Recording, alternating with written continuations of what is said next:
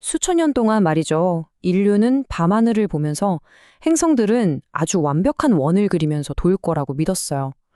신의 설계니까 당연히 완벽할 거라고 생각한 거죠. 하지만 그 오랜 믿음을 깨부수고 우주의 진짜 작동 방식을 밝혀낸 법칙이 있습니다. 바로 케플러의 법칙인데요.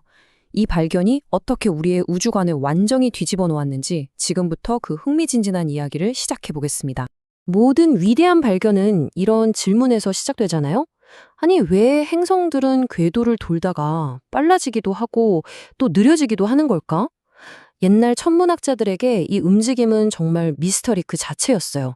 마치 하늘에서 보이지 않는 손이 행성들을 밀고 당기기라도 하는 것처럼 보였으니까요.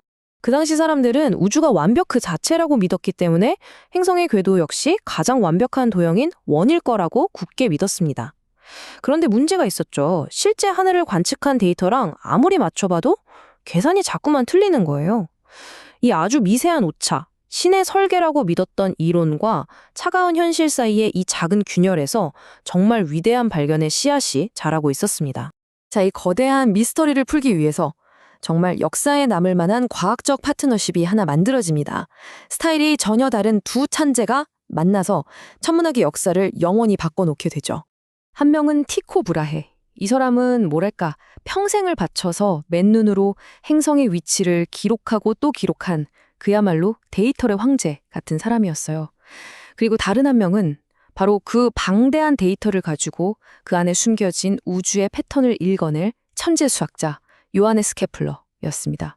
한 명은 끈질기게 관찰했고 다른 한 명은 그 의미를 해석해낸 거죠. 케플러는 티코가 남긴 그 데이터의 산속으로 뛰어들었습니다. 그리고 마침내 첫 번째 혁명적인 발견에 도달하는데요. 그건 바로 수천 년 동안 진리라고 믿어왔던 완벽한 원이라는 신화를 완전히 깨부수는 것이었습니다. 바로 이겁니다. 케플러 제1법칙. 행성의 궤도는요, 우리가 생각했던 것처럼 동그란 원이 아니었던 겁니다. 살짝 찌그러진 타원이었던 거죠. 그리고 더 중요한 건 태양이 그 타원의 정중앙에 있는 게 아니라 두 개의 중심점, 즉 초점 중 한 곳에 치우쳐 있다는 사실이었어요. 이 간단해 보이는 발견 하나가 우주를 보는 패러다임을 완전히 바꿔버렸습니다. 자, 궤도가 타원이다 보니까 당연히 행성과 태양 사이의 거리가 계속 바뀌겠죠. 이렇게 궤도를 돌다가 태양에 가장 가까이 다가가는 이 지점, 이걸 근일점이라고 불러요.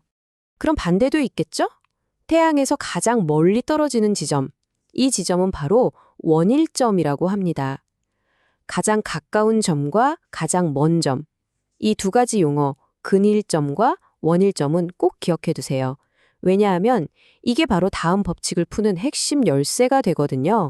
자, 이제 드디어 우리가 맨 처음에 덜렀던 그 질문으로 돌아올 시간입니다. 행성들은 도대체 왜 속도를 바꿀까? 케플러의 두 번째 법칙이 그 수수께끼를 아주 시원하게 풀어줍니다. 이 법칙을 면적 속도 일정의 법칙이라고도 하는데요. 이름만 들으면 좀 복잡하게 느껴지죠? 근데 그 원리를 들어보면 정말 기가 막히게 우아해요. 제가 그림으로 보여드릴게요. 보시면 바로 이해가 되실 겁니다.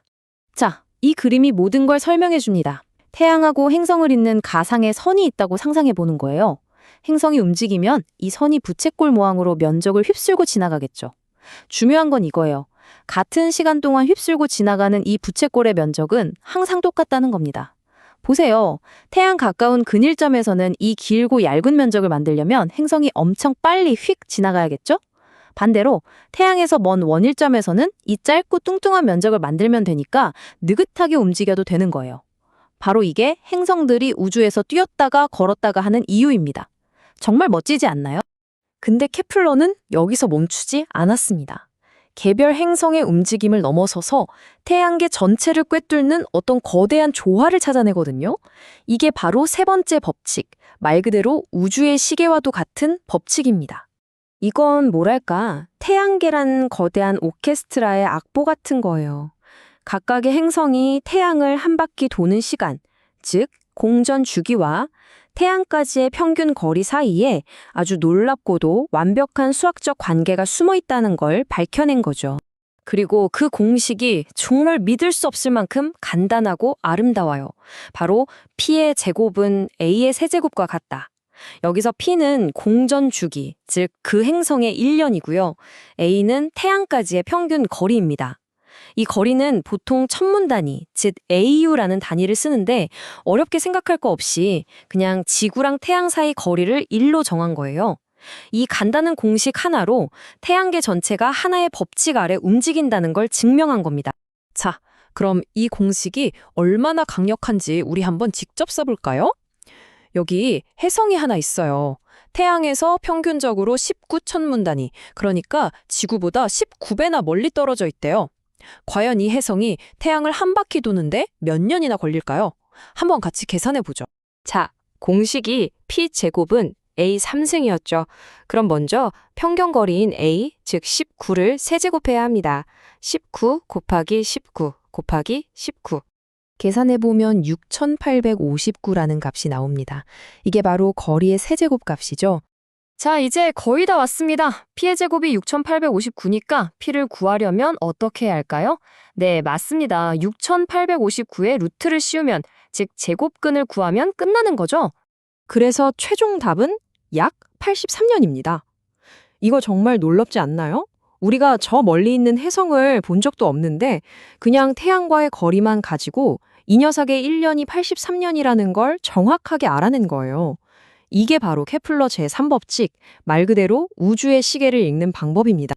자, 그렇다면 이 세 가지 법칙이 대체 과학의 역사에서 어떤 의미를 가질까요? 케플러가 남긴 이 위대한 유산을 한번 정리해 보겠습니다. 첫째, 궤도는 원이 아니라 타원이다. 둘째, 속도는 일정하지 않고 계속 변한다. 셋째, 거리와 공전 주기는 수학적으로 완벽하게 연결되어 있다. 케플러는 이 세 가지 법칙으로 뒤죽박죽처럼 보였던 밤하늘에 완벽한 질서를 부여한 겁니다. 그러니까 케플러는 우리 태양계의 교통 규칙을 발견한 사람이에요. 행성들이 어떻게 움직이는지를 한치의 오차도 없이 설명해낸 거죠. 그리고 놀랍게도 이 법칙은 400년이 지난 지금도 우리가 인공위성을 쏘아 올리고 우주 탐사선을 보낼 때 그대로 쓰고 있는 살아있는 항해 지도입니다. 하지만 말이죠, 케플러의 이 위대한 발견은 인류에게 또 다른, 어쩌면 저 거대한 질문 하나를 남겼습니다. 행성들이 어떻게 움직이는지는 이제 알겠는데 도대체 왜 그런 규칙을 따라야만 하는 걸까요? 이 완벽한 우주의 춤을 뒤에서 지휘하는 이 보이지 않는 힘의 정체는 대체 무엇이었을까요? 그 질문에 대한 답은 바로 다음 세대의 거인 아이작 뉴턴이 들고 나타나게 됩니다.